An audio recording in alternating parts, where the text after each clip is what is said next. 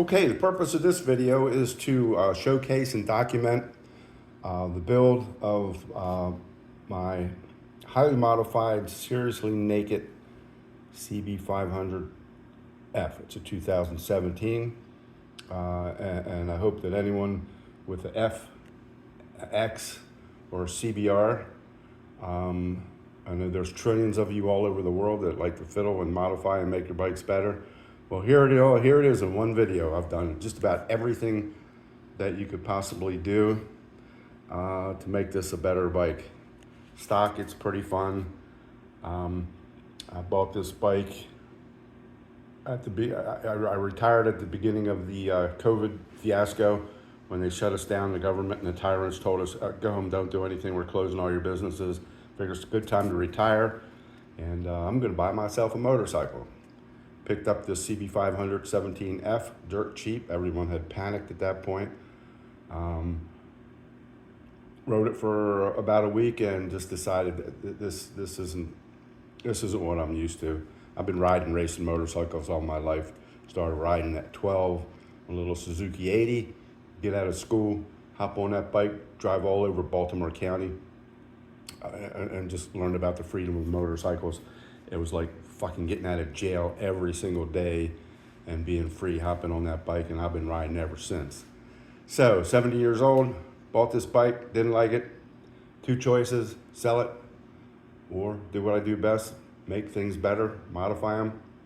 And I decided, well, take the money you save by buying this bike, let's throw $2,000-3,000 at it. I know that's crazy, but I had the time, definitely. I had the money budgeted for this bike, and we went to town. We redid the suspension, the brakes, the looks, most importantly, the weight. We shaved this thing from 417 pounds down into 300, mid 370s, probably 374, 375 pounds. Big difference when you knock that much weight off a motorcycle. So once deciding to go the route of building this and modifying this bike, the parts started flying. And we just started figuring out how to make this a better bike. The brakes were mushy. It didn't handle great. I didn't really like the looks of it. It was a little overdone, a little bit on the heavy side. It wasn't very quick. And most of all, the suspension really sucked on this bike. You know, I had a 49-cent chrome shock absorber on the bike, no adjustability up front. And the rest of this video is going to show you how we made this bike into a bike suited for me. I really enjoy it. I live here in southeastern PA. Lots of mountains, lots of twisties, lots of nice dirt roads, hard-packed dirt roads, gravel roads, a little bit of mud and sand in here and there. I want a bike that could conquer all that and do and be really, really, really good at it. I've accomplished that. This bike is amazing on the back roads.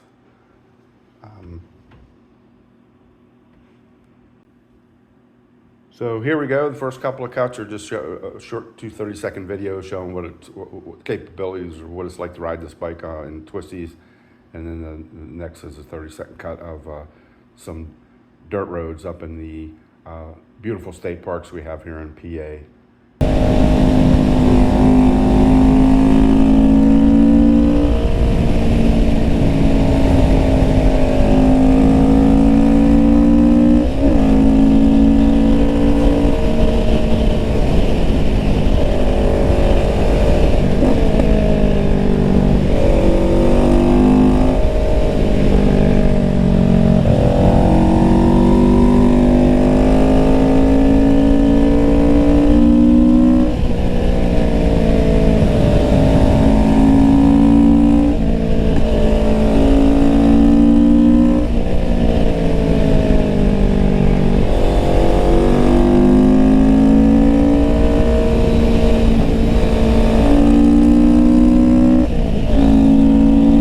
What do we have here? More roads.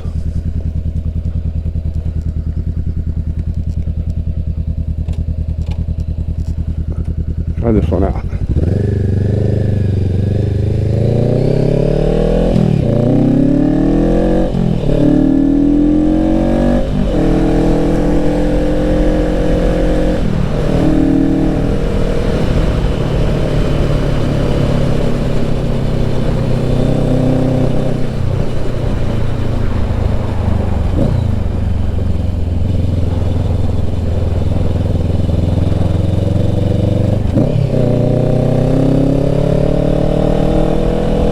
guess that was not the top of the mountain because we're still going up.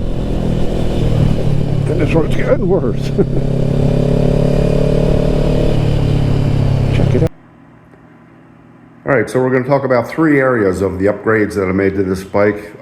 First is going to be weight and appearance.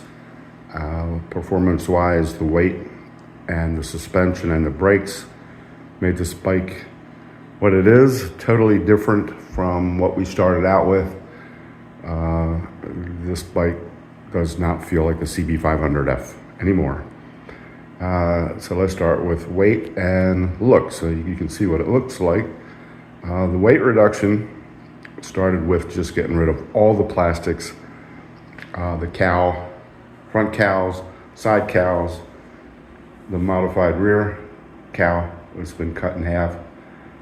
The seat's gone. We have a little GP style backrest there with the seat delete. Anything that was not functional, that did not need to make this bike operator is gone, right down to all the brackets that held the plastics on.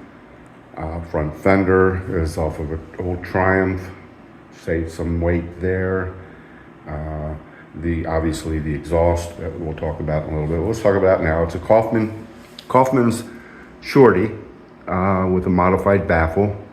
It's got a half a baffle in there, so it's still pretty loud. A IXIL decat pipe. Saved a lot of weight right there. 4 pounds, and then I'll show you a picture of the battery. The anti-gravity battery is a lithium ion. Probably weighs 2 pounds. Stock battery was a little over 6 pounds. So some weight savings there. We cut anything that didn't need to be there for appearance, such as the little wings off of this. Of course, the foot pegs for the passenger foot pegs. Tail tidy is a little lighter than it was and looks better than the stock bulb, that huge stock tail tidy that stuck out 17 feet. You can see the chain guard's even been cut. Sprocket cover's gone. Another 5 or 6 pounds with the air box. We got rid of the air box. The air box gave it a nice, getting rid of the air box gave it a nice see-through look. We moved all the electronics that were associated with the air box that were plastered on the sides here, up under the seat. The cowls, the big cowls that stuck out here are gone. All the wiring that was in there are now stuck up under the tank and hidden with a little wire mesh there. That took the bulk of the weight off, and a few other little miscellaneous things. Lighter aluminum handlebars instead of the steel. Some lighter. Got rid of a half a pound for the bar end weights. Just things like that. And I'm sure I'm missing some things. We went to, in lieu of the airbox, and the very restrictive airbox, by the way, with a set of uni foam filters. So that goes with the weight. The looks, it's subjective. I think the bike look came out great. Some things we did, obviously the tail tidy we talked about, a little bit of bling here and there, some decals. Up front here, the bars are different bars. They look good. The bar end mirrors from Amazon for $60. A nice addition, nice safety addition because I can see much better.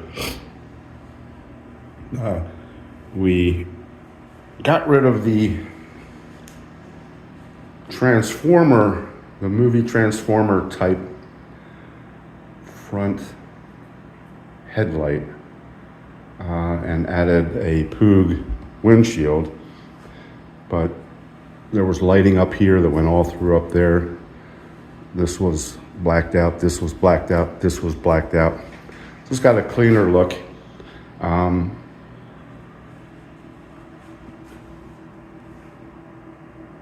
Vortex levers,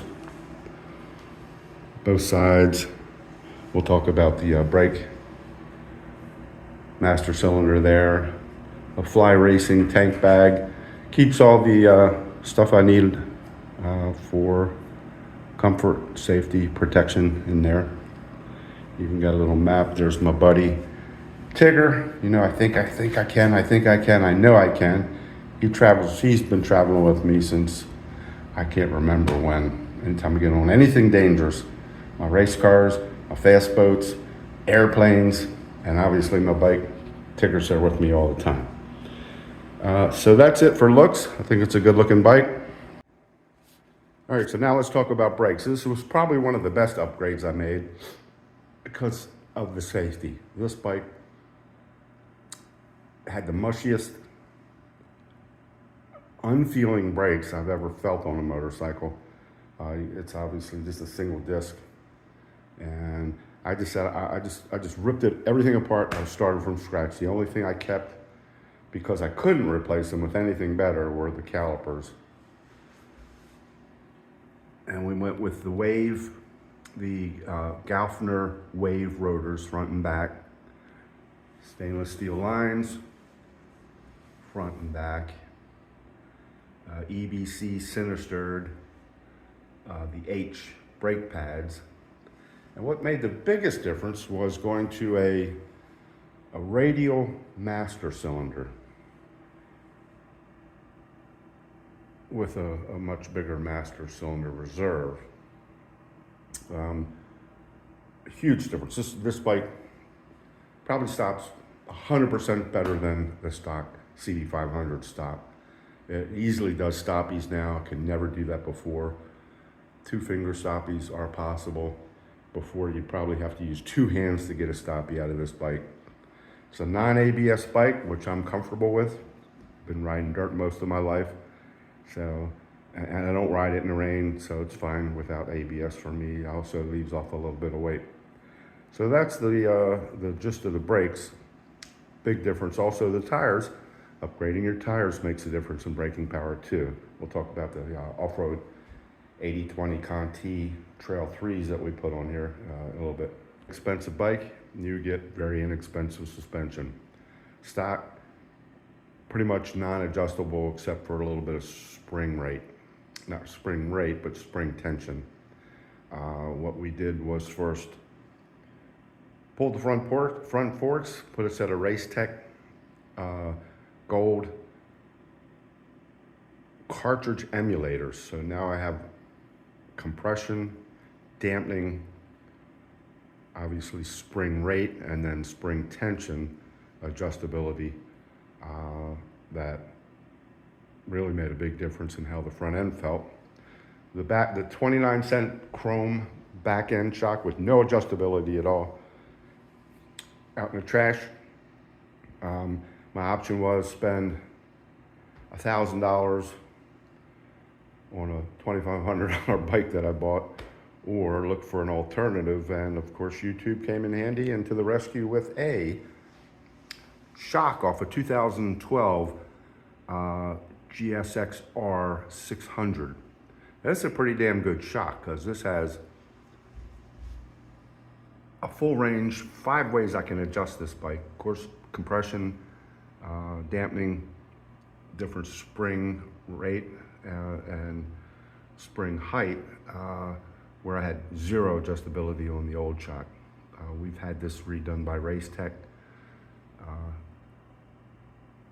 Big difference. So overall, the suspension is spot on. Front and rear sag are set perfect. Big thing with any motorcycle. Set that sag, guys. Have somebody do it or go and learn how to do it. Another thing that helped performance, big thing that helped performance was, of course, gearing. I'm an old hot rodder, of course. Any hot rod I've had, first thing you go to is, you know, that torque multiplier, the rear end gears. This has front and rear end gears you can change. Basically the same concept.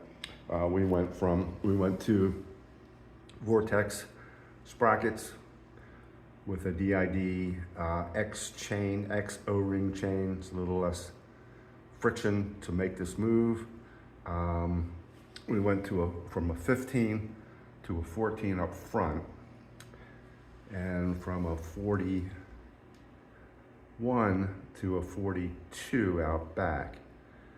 Cut the top speed down a little bit, but this bike is set up to run the PA mountain twisties. Southeast PA has a lot of nice twisties in the mountains, and the bike is also very, very suitable for running in the many hundreds of miles of fire roads up in the state parks. We're blessed with a lot of state parks, a lot of great overlooks, and these Conti Trail 3 tires are fantastic on the street and pretty damn good on dry and maybe a little wet fire roads. Mud, forget about it. You know, it's not an off-road tire, but it sure gets me around. The booney's really, really nice. A little bit of bling here and there. We duplicated the front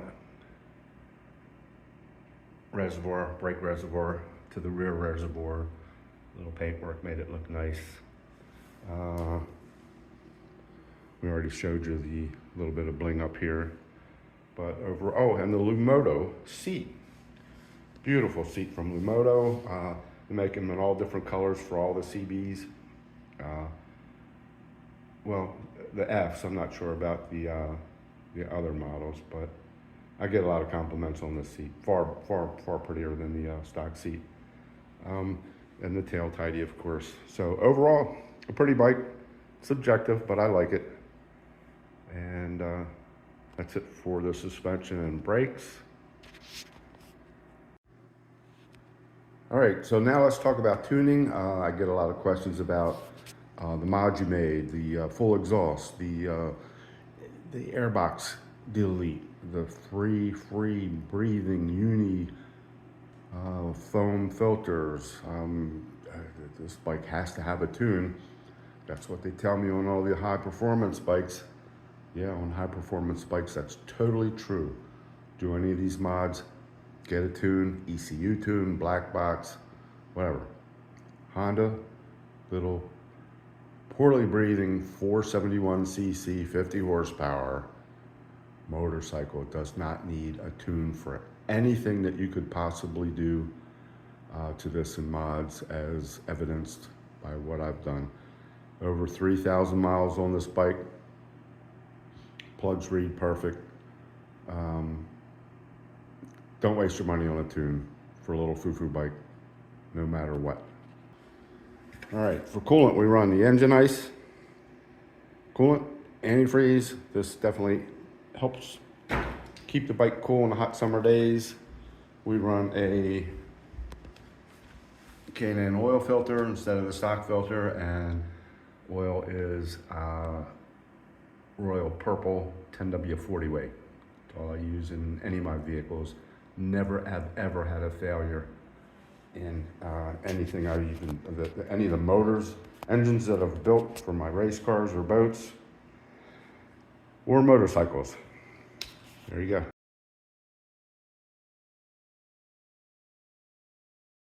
A good braking system. So here we go.